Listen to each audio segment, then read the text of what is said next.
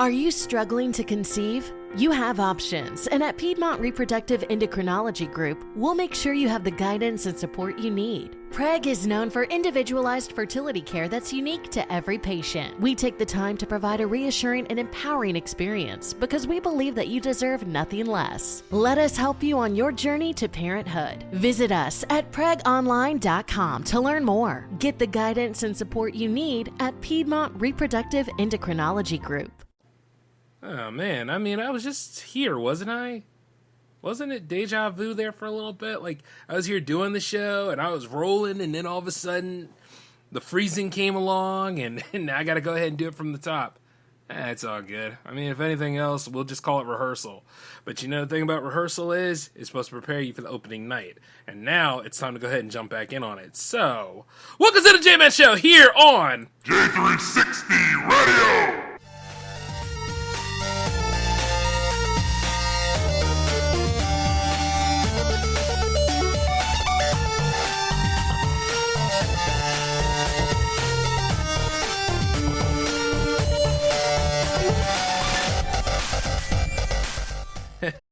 Are you struggling to conceive? You have options, and at Piedmont Reproductive Endocrinology Group, we'll make sure you have the guidance and support you need. PREG is known for individualized fertility care that's unique to every patient. We take the time to provide a reassuring and empowering experience because we believe that you deserve nothing less. Let us help you on your journey to parenthood. Visit us at pregonline.com to learn more. Get the guidance and support you need at Piedmont Reproductive Endocrinology Group.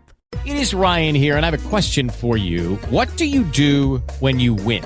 Like, are you a fist pumper, a woo-hooer, a hand clapper, a high-fiver? I kind of like the high-five, but if you want to hone in on those winning moves, check out Chumba Casino. At ChumbaCasino.com, choose from hundreds of social casino-style games for your chance to redeem serious cash prizes. There are new game releases weekly, plus free daily bonuses, so don't wait. Start having the most fun ever at ChumbaCasino.com. No purchase necessary. VGW Group. Void where prohibited by law. See terms and conditions. 18+. Yeah, that's right, ladies and gentlemen. Welcome back to the J-Man Show, here for episode 245. If I didn't tell you that the first time, you know now. You know, and I'm your host, J-Man, of course, and, you know, we have some pretty interesting things to talk about tonight, as per usual, but, you know, I don't get it. Like, what happened earlier, you know? Because we were getting it in, and then all of a sudden, you know, like, damn. Hey, that happens, you know, it just is what it is. I remember one time doing a J-Man episode, and it got hung up to the point where it wasn't even at Minibytes link, and at the end of the day, I was going knee-deep in a subject, whereas, like, you know, the Minibytes, you know, they are what they are. They are the Minibytes. They don't need to go into too much detail, but it was weird because afterwards it came back, and even the sound was all corrupted and everything. It was just, ew, you know? But that's the way it goes sometimes. Like, you know, as the machine around here in J360 Productions works, there's moments where there's upchuck, and sometimes, you know, it's just, you got to take it out back, kill it with fire, and move on to the next one. So, as we are about this is still main timeline, so you ain't got to worry about that multiverse stuff. Which, by the way, even that, I remember when one time that stuff was actually interesting, and now everybody does it, and then you're like, which timeline am I following? Am I following the Prime, or am I following the, you know, the one where everything gets better, or am I following the one where everything's perfect, and that's not even pleasure anymore? You know, little things like that, you know? And I always think about that, but like when I was talking about earlier, I was like, you know, sometimes, like, people are hack writers, and they're in these industries, like, you know, they're in the studio system, and the thing is that they keep giving us more of the same, and they keep regurgitating stuff like they're used to, but they don't try for other things, you know what I'm saying? And if they do try, sometimes they get lazy about it, they get sloppy, or you look at, like, some independent films where, you know, a lot of creativity is still alive and well over there, but, you know, certain things they had to sacrifice in order to make things filmable, and sometimes you do run out of money. And, like, I just look at it from time to time, and I'm like, there has to be a meeting of the mind somewhere. There has to be the proper nucleus and connect to all this kind of stuff. You get what I'm saying? And then, like, you know, why don't we just make some more movies that people are going to talk about? Not just make memes out of and all, but to talk about for times on end. Like that movie Moonfall. You know, to be honest with you, I was rooting for that film. I wanted a good disaster movie to take me out of my own disasters to a point. And then that kind of goes against the whole thing about reading this dystopian novel, you know, to get away from everything. But the dystopian stuff in the novel is real to form right now. So it's like leaving Delaware for Delaware. And it's like, no, you know what I mean? But yeah, I was really rooting for that because I haven't seen a good disaster movie like that in a long time. But even as I look at what's going on overseas, you know, yeah, little things like that make you, well, it's not even a little thing, but things like that make you go, exactly like that damn song from the 90s, which is still a hit, by the way. And I listen to that all the time. Yeah. But, you know, like, what I was saying earlier, though, about, like, you know, the Batman franchise and, like, the Star Wars franchise, because the Obi-Wan trailer dropped not too long ago. I talked about that yesterday. I'm really looking forward to that.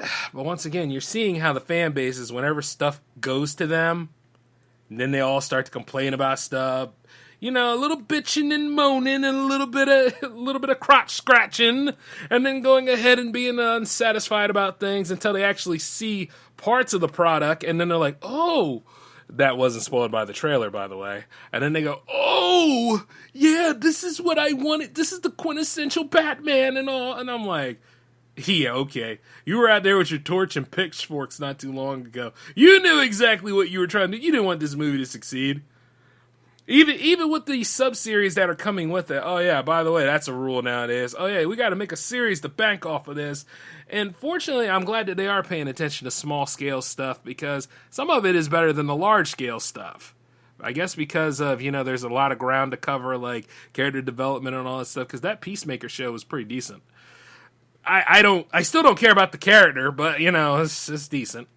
Much like how, like, on Supergirl and stuff like that, you know, she got really whiny for me after a while. She got confident later on, but damn, that was a mountain to climb. You know, it's like, And I look at it and I'm like, well, at least we're seeing more people from the DC universe coming in, and like when they did their little crossovers and all, it wasn't bad. I mean, the Arrowverse was, well, it's the Flashverse now, isn't it? So it wasn't bad. You know what I mean? It was a good ride for its time. There are moments where it's like, damn, I wish this would end, but that's like with any franchise. I mean, it's just like everybody complaining about Marvel. I wish, like, you know, you cannot knock a franchise for being successful. The problem is it's too damn successful, and people are still honing in on that like it's the end-all be-all, and it shouldn't be. Like, if you're going to talk about, like, time displacement and all that kind of stuff, that's cool. Make it to the point where you raise the stakes for it and all, and then sometimes it doesn't need a sequel. A good standalone movie will be just fine. You know? Even though you probably never see that character again. Like the end of Quantum Leap. He never made it home. Oh, which, by the way, that's supposed to be getting a reboot too, right? Whatever. Either way, I always try to think, like, what... Because I know a lot of my podcast friends out there did not like that ending, but I'm sure, like, they have things in mind of how that show should have ended. I mean... Are you going to do it to the point where it's like multiverse, where it's not really the same Doc, or are you going to do it like how Doctor Who is still trying to find a win with some of their latest stuff after what they have done? You know, it's little questions. Inquiring minds want to know. But I am not here to go ahead and throw shade on all these things entirely, because the shade always falls on itself. Kind of like how, like, The Flash and Aquaman 2... And what is the third DC movie is actually delayed until, what, 2023? So, I was looking forward to... No, Shazam, yeah. How could I forget about Shazam? That was a fun movie.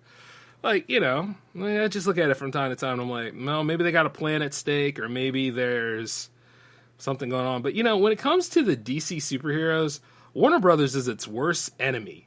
You know what I mean? It fights amongst itself. It just keeps itself inwards, which is like, I think I mentioned this on SATA. Knowing me, I probably mentioned it to you guys on all the other shows around here. I was very disappointed on how they handled DC Universe, but I am very pleased of how they handled Godzilla. Because, man, if they mess that franchise up, I ain't come back. I don't even know him at that point, and I love Bugs Bunny and Daffy too. But it's like, I can't support y'all no more. This it. Get out. Leave me alone. Little things like that, you know. It's just, wow. And then, like, you know, it took us a lot of striding and a lot of time to get to this Batman movie, let alone this Batgirl movie that's supposed to be coming. And then, like, you know, I would love to see a Nightwing movie, but these things were supposed to happen in 2019, remember? So, and then, like, this Batman movie was originally supposed to be Ben Affleck's Batman movie. So I remember that, too. It is what it is. But then again, this is where you guys chime in and be like, hey, J-Man, why you care anyway? You said you didn't want to see the movie and all that stuff. Well, yeah, I know what I said. I still live by what I said. But I'm also going to go see this movie to see if it's all about the hype. Yeah, for real, I am. I'm going to go to see it tomorrow. And I'm going to go ahead and be as, you know, non-biased as I can. I won't even use y'all input for this. This is me looking at it with fresh eyes. No expectations whatsoever. Because God knows they gave a lot away in that trailer. As they do, right? So it's like, you know, I'm just going to go and try to get away from it all. See exactly how they made this the quintessential Batman as everybody runs around with. Because I noticed, like, whenever these movies come out, these kind of movies, that is, like if it's a Batman, James Bond, Spider-Man, all that kind of stuff, it's always measured up with the other live-action portrayals. It's always measured up with all those things from, you know, when we were all a lot more youthful, innocent, and more tolerant of things. You see what I'm saying? But, no. It's kind of like how, like, well, let's see, the Teenage Mutant Ninja Turtles, like, everybody saw, like, the concept art for Seth Rogen's take. And, you know, I don't like the way the character design looked. As a matter of fact, I thought, like, the way they looked in the 2017 animated feature looked a lot better. But then at the same time, the way they looked in the 2003 show was a little bit better than that. So, you know, it's like, you know, give or take. And you see, the thing about the Turtles is the Turtles are in a multiverse of their own anyway. So, if anything, this is just another take where you look at it, it's like, oh, okay, I see where he's going with it. Because, you know, what we see in terms of concept can change in the final product anyway. But, once again, because we have to be quick to react to things and show our overwhelming hate, and then at the same time be the angry video game nerds or the angry whatever nerds of our time, because nerd culture isn't for nerds anymore. Sorry to say that, but at the same time, it's not. It's mainstream as can be. So you got to realize this.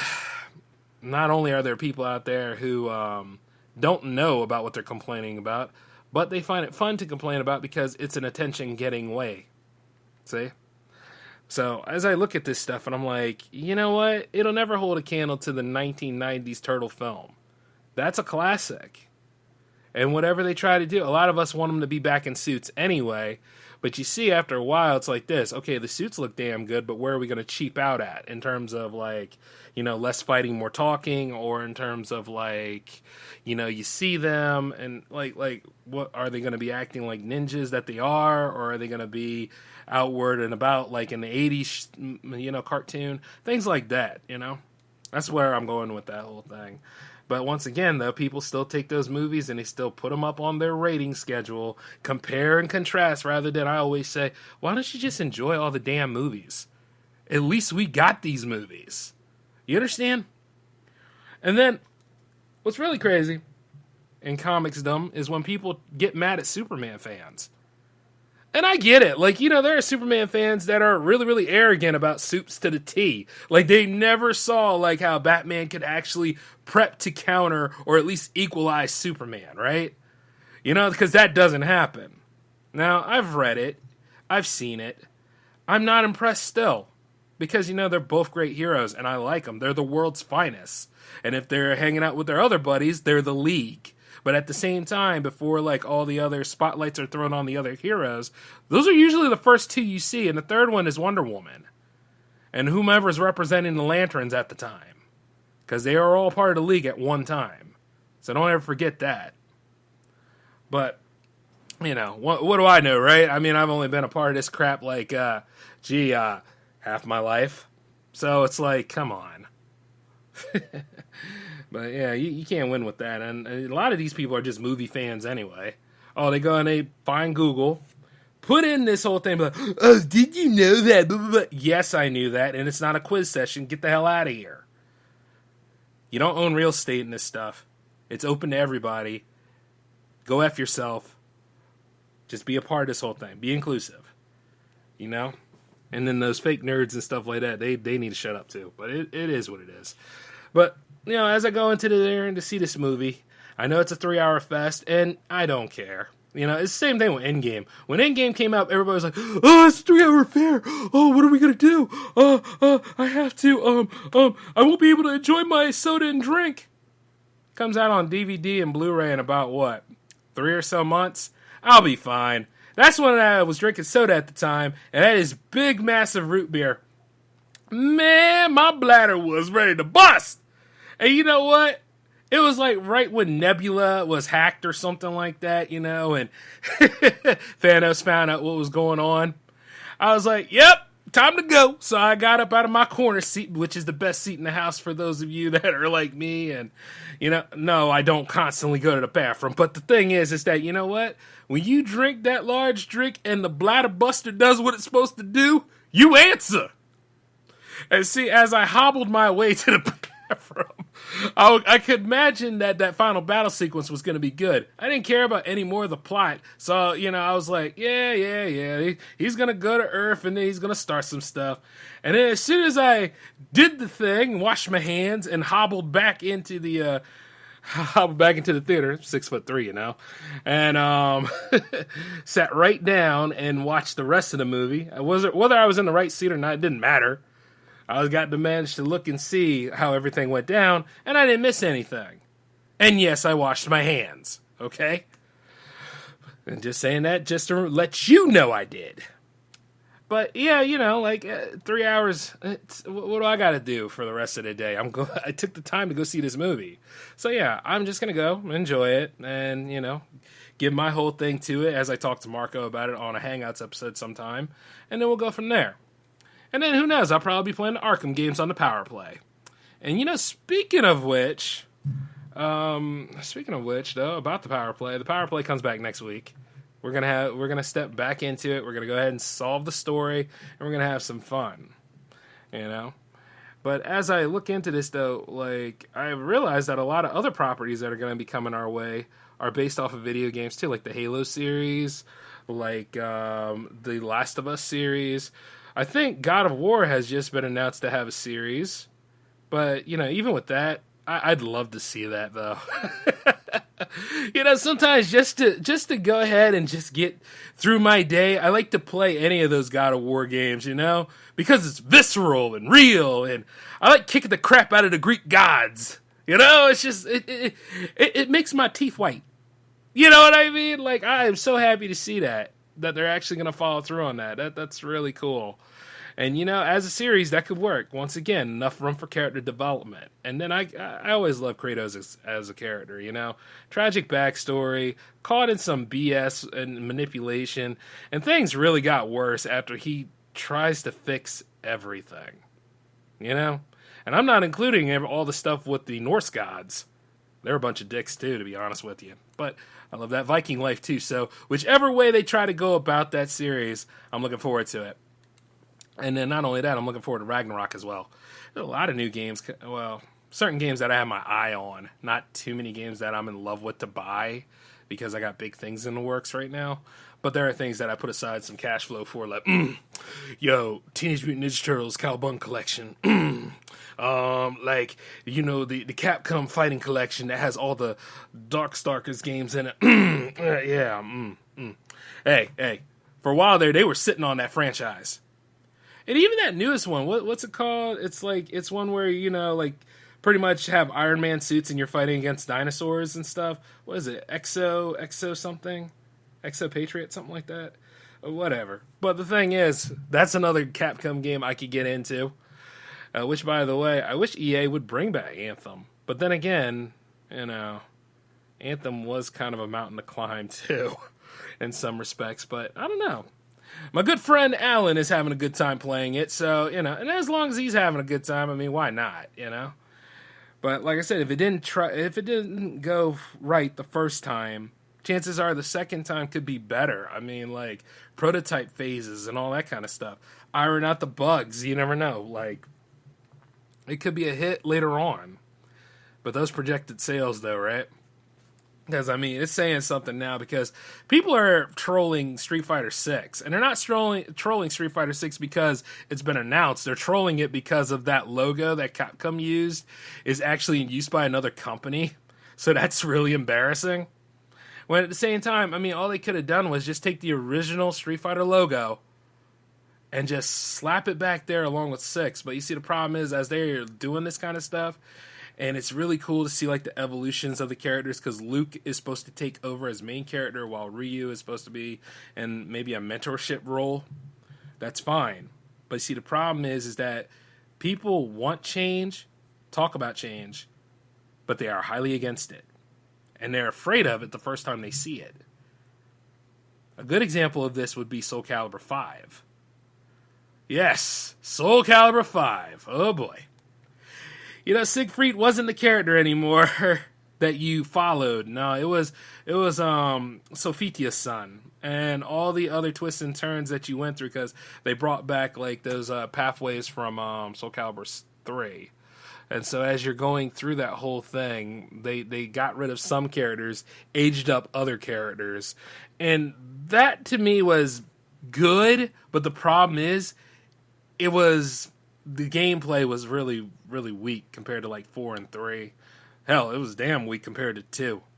And not only that, a lot of people did not like the changes that were made. Like how certain characters are not in the Mythos anymore. If you're certain dudes not in the Mythos, chances are you're not playing that game.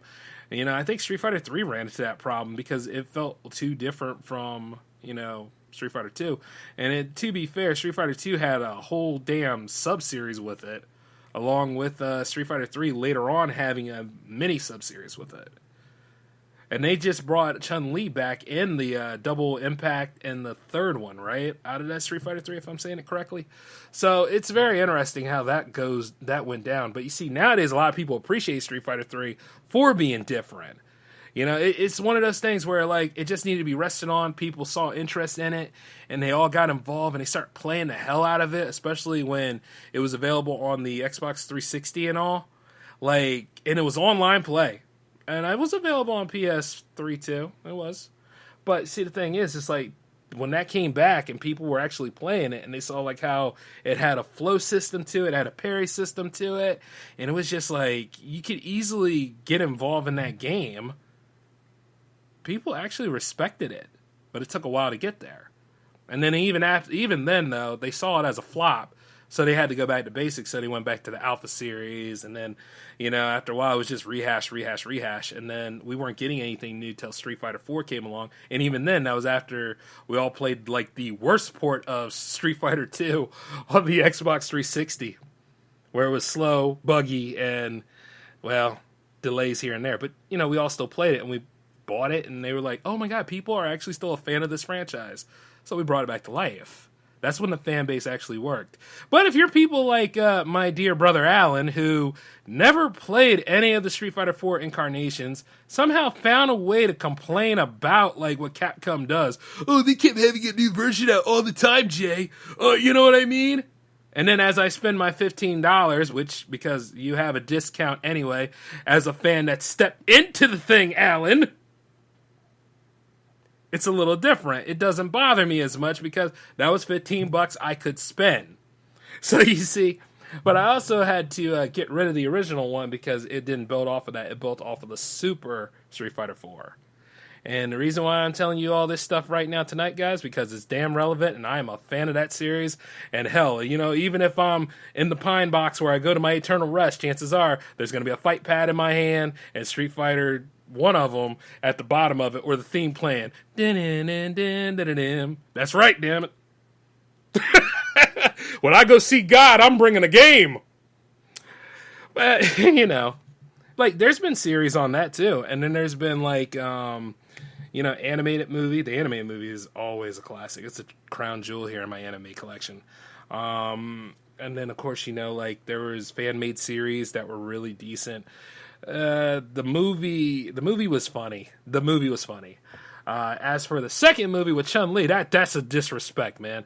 That's a slap in the face. You know, the King of Fighters movie is better than that damn movie. Seriously, though. And no offense to my pops, because he's got a good eye for movies, but that is not his best throw. And I can say the same thing for my sister regarding the Wing Commander movie. And again, I don't remember my sister playing the Wing Commander games. So maybe that's why she liked it. See, at those times, like, you know, where they took liberties with the franchises and stuff like that, you could tell who liked it for basically being a movie rather than basically the property it's based off of. You know? So, like, kind of like the Double Dragon movie, which is, it's a cult favorite of mine, all right? You know what I mean? Because like, I know, like, Scott Wolf can't fight for crap in it, but I was a big fan of Mark Dacascos, and if Brandon Lee was still living, I would love to have seen a movie with those two in it, which could have been Double Dragon, damn it. And I could have directed it. It could have been sweet, awesome, wholesome, bloody. You know, it's just one of those kind of things. And then the same thing for, like, the Mortal Kombat movie. Like, this new one that came out. We were all very polarized by that. But it seemed like that's the best they can get whenever they make, like, movies these days. A polarizing movie. A movie that divides us up because we're all so highly opinionated. And we all are like, oh, man, we're entitled to these things being chez magnifique. They have to be exactly like the games I play. Well, you see, here's the funny part about that, right? One, some of these games' mythos are so, like, grown over time, it's going to be kind of hard. It's kind of like when you look at the Tekken movie and certain characters were giving central, you know, a central focus. Like, you know, you would like to see more of what Jun was about in that movie, but you didn't. You know, you would like to have known more, but they really respected that because guess what? Jun was, Jun disappeared. We never found Jun. Even up to Tekken 7, we never found Jun. We found Heihachi's wife, but we have never found Jun. And we found that the Devil Gene goes through her family. But somehow Jinpachi, who is Jinpachi Heihachi's dad? He has it. So, wow. If you think about it, the storyline of 7 kind of eats the storyline of 5. Or 6. 5. You know what I'm saying? It's little things like that. I say that a lot, guys, so you just get used to it, all right? This is the damn 6th season of this show. You better deal with my damn verbal text. But, yeah, so, looking back on it. But, like, you know, what I'm saying is that certain rosters are huge. Certain characters are only going to make it to that first movie. And if anything, if it's the core fighters of, like, certain movies that are going to make it, then that's fine. But it leaves the anticipation for a sequel. And then sometimes the sequel comes out and it doesn't live up to a damn thing. And another example is, yes, the Tekken live-action movie. Decent on a Saturday afternoon to watch. Not going to win any real top favors, but, you know, it's a popcorn flick. But that second one they tried to make, which was pretty much a whole different movie, they just went ahead and slapped the Tekken logo on it, and still, you didn't fight Heihachi in it. And neither one of them, now I think about it, that sucks ass. But, you know, to be fair, Tagawa is older now, so you can't necessarily fight him on that level, but still, there's other ways of going about it. Yeah, but he will always be Shang Tsung, and that's why, like, the earlier Mortal Kombat movie will always be a crown jewel in the movies lineup that I have around here, because I'm bringing that feature back, too. It's just, certain movies that, you know, you have to get through are really, really painful. Like, yeah, Double Dragon movie, kind of cringe in areas, but, you know, to be fair, it did match up certain parts of the games. Like, there was a part where the Lee brothers fought each other. And then, like, all them damn people coming out there attacking the Lees and stuff throughout a dystopian Los Angeles. Yeah, that did happen. So, you know, that's okay. And, you know, like, when they do certain things that are, like, the Doom movie, like, that whole first-person sequence was just, really, that's what got my money to go see it. But I've already talked about how I couldn't redeem that film, but that was an enjoyable part. And then they made those other Doom movies too, right? Like, wasn't there one called Armageddon and it sucked? Nah, like it had nothing to do with anything. You didn't even deal with the Doom Slayer in that one. It's just like, oh, we're on a scientific expedition. We're the ones that opened the gates of hell on Mars, and they're just tearing us apart. There's nothing we can do. But you see, none of the characters were likable, so they had to go dust to dust. And peace be the journey. Yeah, see, when it's at that point and I don't care about the characters, I hope they die. At least I'm being honest. And then, like, let's see. Like, I didn't get a chance to see the Resident Evil reboot all the way. I managed to see bits and pieces. At least they have, like, you know, characters from the games playing a more prominent role instead of, like, Miss Alice. You know, Alice can do anything, Alice. It's amazing, right? Like, when in, like, the Star Wars franchise, with, like, everybody was annoyed by Rey, unless you wanted to be Rey, or unless you know, chances are you were probably annoyed with her because she could do things with little to no training and stuff. You know, the Mary Sue of Mary Sue's, but at the same time, what about Alice from Resident Evil? Wasn't she kind of a Mary Sue in a way? Because there's been many times where she could have been infected, killed, all this other stuff. And I'm not talking about them powers she had in the second Resident Evil movie. I'm talking about, like, let's just think about her as a character throughout each and every single damn one of them. You know?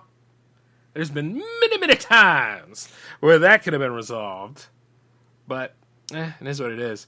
But once again, for that argument where people are saying, like, I want it to be exactly like the games. Why don't you just play the damn game then? You know? Like how they're going to show Master Chief's face in the Halo series. Okay, it's not a requirement. You don't have to watch it. You can just play the Halo games. Where, you know, at the same time they lightly tease on it.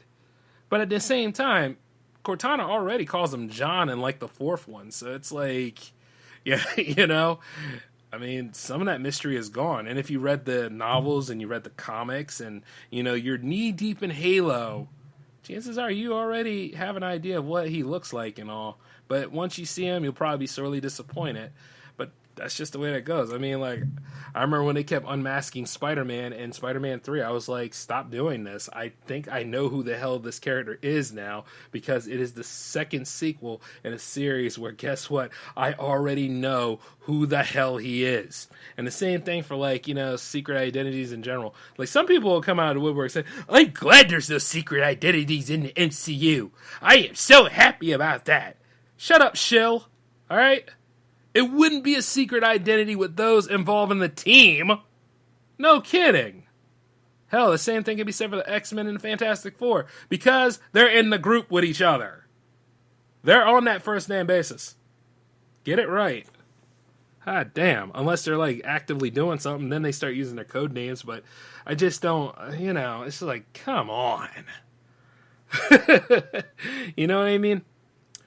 But yeah, that's what I was going at with that whole thing. But once again, why don't we all just be happy that we have these movies? Why don't we all just be happy that we have this whole thing going on? And then you always wonder, like, where we go from here. Are we going to go and present more variety? I would like to hope that we would do more variety things. You know, not hang on to the superhero genre that much, or not hang on to, like, you know, things that are like a quick buck. Or you could go ahead, like with the Uncharted movie. I mean, it got made. I mean, what else can we do? Much in the same way like the Assassin's Creed movie. That got made. That's actually a thing. Or like, Prince of Persia. That movie. I actually like that one. It got me away from a bad day at work. I loved it. You know what I'm saying? I mean, I know a lot of y'all disagree with me on, like, some of these things, and as you should. I didn't make this show to be liked. I made the show because I had something to say. It's just as simple as that. But what I'm saying is like, let's go for doubles on this kind of stuff, because I'm looking back over these things as I'm reviving certain features of J360 Productions here. Not to mention, as I'm bringing the Power Play back, and, you know, I'm doing a Power Play show without being on the Power Play. And the thing is, it's like, yeah, you know, it's double duty. See how it all matches up? Yeah, but, you know, I just, I don't get, like, what the end game is. I would always wonder, what, nah, I'm playing that too much. I always wonder, like, what would be the major end game? What would be that one movie that exists to satisfy everybody? It's hard to think about, right? Because you're never going to satisfy everybody. Even if you gave them something that they wanted, or like you used characters that they liked, or if you just went at a franchise and made something big about it. If they had a Call of Duty franchise movie or show, I wonder how that would go down, because it's like, am I playing the dude on the box? Am I a big part of the story? Which one's Soap McTavish? Captain Price? Is that you? He He doesn't have a handlebar mustache like in the games. Nerd rage! Calm the F down, alright? It could be young Captain Price and how he became, a great hero under Staff Sergeant McDougal. It's like, yeah, like a long time ago, I used to be into that stuff, man. I used to love Call of Duty. Especially the chat room. The chat rooms were always the best. I mean, look, see, sometimes a lot of people get offended, though, and they freak out or they fall apart at the seams because, like, they hear things that is inappropriate and not politically correct. And you got to remember, those people in the chat room, unless you invited them, they're not your friends. They're assholes, too. You know what I'm saying? So, here's the thing. Use your guns. Use your skills. Battle back. You know what I'm saying? Except for, like, when they go ahead and they spawn trap and spawn camp this and go ahead and use a helicopter at you, which is why you should always have, like, a rocket launcher on you. Just so you can smack that bird out of the sky. I used to do that all the time in Call of Duty. I used to always have that class on because, one, it was my favorite class to do. But every time, like, they would be up in the air with those helicopters and stuff, hell yeah, shoot that damn thing out of the sky. Kiss my ass. Yeah, they used to hate me for that. They'd be like, darn you! Well, you probably know my handle anyway if you watch the Power Play series. But the crazy thing is that I used to love it when they got mad. Once again, something else that makes my teeth white and makes my heart pump. You know what I mean? And I love it. Every bit of it. I like it so much, I should go ahead and start bringing some special features back. I mean, some things that weren't canceled, but it was always about timing. You understand what I'm saying? Like, the timing to do everything. I know there's going to be a lot that will happen when I'm over there westward, but let's just say, it's just, what would you guys like to do? Yeah, you guys are the J360 Legion. What would you guys like to do on the Power Play sometime? Like, let me know these things, because, see, like, a long time ago, I used to do Halo nights all the time. And you know something? They never stopped. What happened was we went on that one event, and I think old boy got so toxic because he won the thing and all this other crazy stuff. I don't know. I'm not trying to reopen old wounds, but at the same time, I don't mind cutting an arm off. I don't care anymore. But the point is then again, did I ever? Look, the whole thing is this. Because we all need to get an outlet, and we all need to have some fun, and we all need to go and do things. A lot of content creators, a lot of, whomever, talk to me about it sometimes. When I start opening up the Discord again, that'll take some time because I'm still working with the website, but you guys can talk to me about that on the Twitter at J360 Productions or at JMBrady360 if you really want to. Like, I'll bring it back. I mean, like, I'm not entirely done with it. I might have not had a good Halo night or the best Halo ever, but, the fun part about it is that you get better over time and you can play it again because none of them people that are in the back screaming, cussing, or whatever own real estate in your mind, let alone where you play your games at. So, it's just all about having a good time. And not only that, but, you might make some new friends and stuff like that because you kept playing. It's the same thing with Street Fighter and all that stuff. I purposely would have battled, beat them down in Street Fighter. I would have loved to have done that. That would have been a great season finale, but, people, when they get all pissy and go on their period sometimes, yeah, see, I don't have that problem. But don't take it a wrong way, okay? Don't take it a wrong way. You hear me? What I'm saying is that be cool about this stuff so other people can be cool with you. And then here's the thing, I should learn a lot that day. I learned, who's actually about community, who's actually about friends, and who actually isn't. So, I lived a good life here, folks. I mean, especially with building this series, and as I'm bringing other things back, we're going to have a good time. And hopefully, as we grow and stuff like that, we'll have more people that are a help instead of a hindrance. And hopefully, this dystopian backdrop won't succeed and be a thing for all of us. I said hopefully. I know how some of you guys are.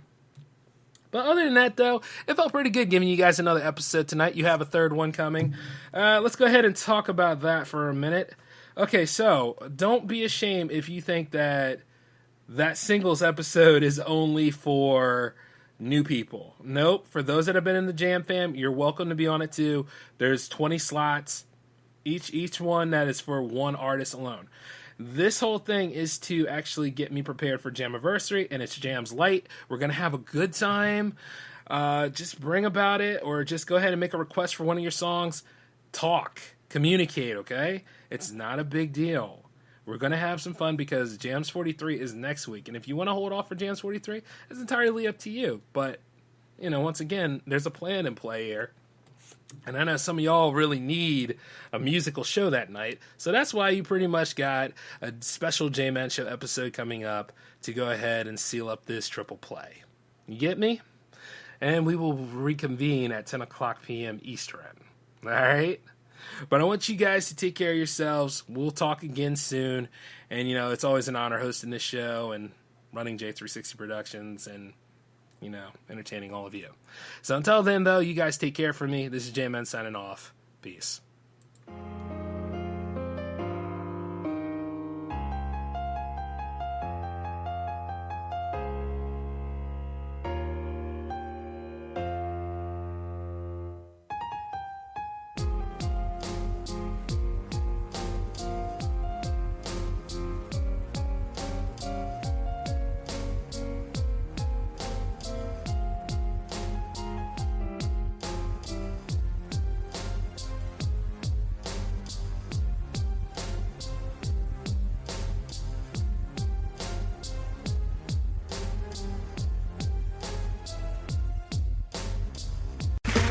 Okay, round two. Name something that's not boring.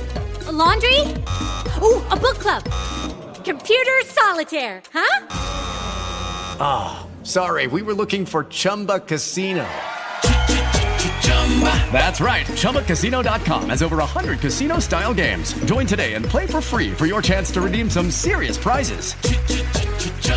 ChumbaCasino.com. No purchase necessary. Void where prohibited by law. 18 plus terms and conditions apply. See website for details. Hello, it is Ryan, and I was on a flight the other day playing one of my favorite social spin slot games on ChumbaCasino.com. I looked over at the person sitting next to me, and you know what they were doing?